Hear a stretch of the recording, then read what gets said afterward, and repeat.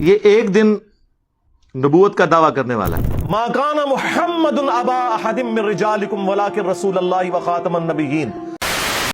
السلام علیکم ورحمۃ اللہ وبرکاتہ. امید ہے آپ لوگ سب خیر و عافیت سے ہوں گے اور ایمان کی بہترین حالت میں ہوں گے.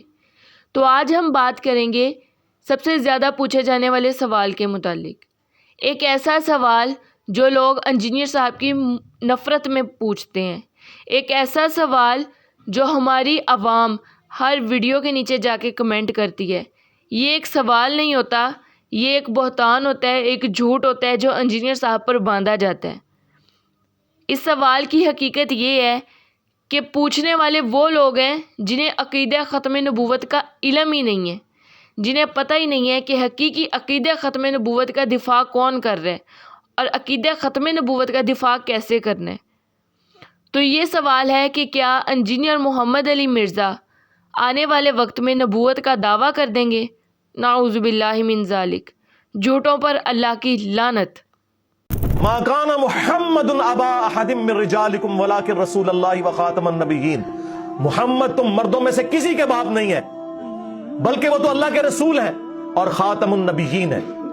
اب ایک انسان کے اتنے واضح بیان کے بعد بھی اسے کہا جائے کہ یہ آگے جا کر نبوت کا دعویٰ کر دے گا تو یہ سراسر بے وقوفی ہے، سراسر بغض ہے اور سراسر نفرت ہے اس انسان کے ساتھ اور اس کے جہاد کے ساتھ. آپ لوگ نہیں جانتے کہ عقیدہ ختم نبوت کا حقیقی مجاہد کون ہے؟ کیا آپ لوگوں نے آج تک چشتی، تھانوی، بایزید، صحوہ سکر والی بکواسیات سنی تھی؟ کیا آپ لوگوں نے آج تک اپنے بڑوں سے اس کے خلاف کوئی ایک بھی بیان سنا تھا؟ وہ تو آج بھی نہیں دے رہے بیان، وہ تو آج بھی ڈیفینڈ کر رہے ہیں. تو جب عقیدہ ختم نبوت کی بات ہوگی تو سارے پنے جان گے، پھر کوئی بھی نہیں چھوڑا جائے گا. آپ اس انسان کو نبوت کا دعویٰ کرنے کا کہہ رہے ہیں جس نے قادیانیوں کے خلاف ورلڈز بیسٹ لیکچرز ریکارڈ کروائے. آپ اس انسان کو بول رہے ہیں جس نے عقیدہ ختم نبوت کے لیے حقیقی جہاد کیا، نہ صرف قادیانیوں پر بلکہ اس نے جہاد کیا اسلام میں رہنے والے دشمن عناصر پر بھی. اور وہ کون سے تھے؟ چشتی رسول اللہ، تھانوی رسول اللہ، بایزید بستامی کہ میرا جھنڈا محمد کے جھنڈے سے اونچا ہوگا. تو بکواسیات تو ساری یہ ہیں. عقیدہ ختم نبوت پر اگر کسی نے ڈاکہ ڈالا ہے تو وہ تو یہ لوگ تھے. ان پر بھی تو بات کیا کریں نا، ان پر بھی سوال اٹھایا کریں.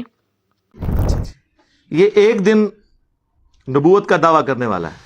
ہاں چشتی رسول اللہ اور اشرف علی رسول اللہ پارٹی والے وہ سمجھتے ہیں جس طرح ہمارے بابوں نے کام ڈالا نبوت کے دعوے کر کے تو یہ بھی ڈالے گا.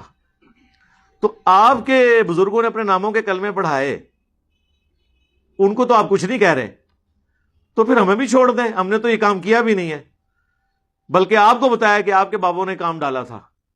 اس کا جواب مولانا مودودی رحمۃ اللہ علیہ نے بڑا پیارا دیا تھا. جب ان کو کہا گیا نا اس کا جواب دیں، انہوں نے کہا کہ میں دعوی نبوت کیے بغیر دنیا سے جا کے پریکٹیکلی جواب دوں گا، اور انہوں نے پریکٹیکلی جواب دیتا.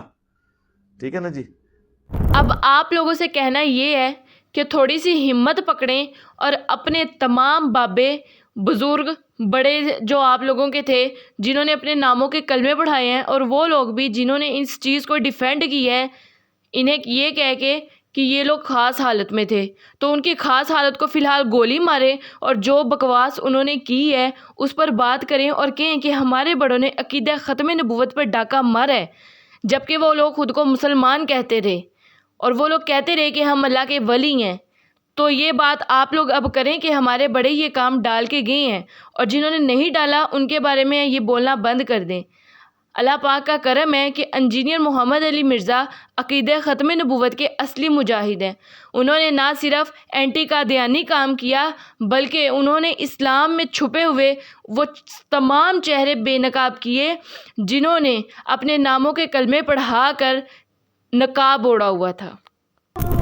کہ سلسلہ نبوت کو ختم کرنے کے لیے یہ چیز ضروری تھی کہ نبی علیہ السلام کا کوئی بیٹا جوانی کی عمر کو نہ پہنچے، ورنہ تو لوگ اعتراض کرتے کہ اگر ابراہیم کا بیٹا بھی پیغمبر، ابراہیم کا پوتا بھی پیغمبر، ابراہیم کا پڑپوتا بھی پیغمبر، یوسف बिन याकूब बिन इसहाक बिन इब्राहिम अलैहिमुस्सलाम अजमाइन। तो नबी इस्लाम का बेटा क्यों नहीं पैगंबर? इतराज बन सकता था। तो अल्लाह ताला ने इस इतराज को किल कर दिया खत्म नबूवत की आयत नाजिल फरमा के। जिन लोगों ने नबूवत का दावा करना होता है वो ख़त्म नबूवत की आयत नहीं सुनाते। आज का बादशाह मोहम्मद रसूलुल्लाह है। बेशक।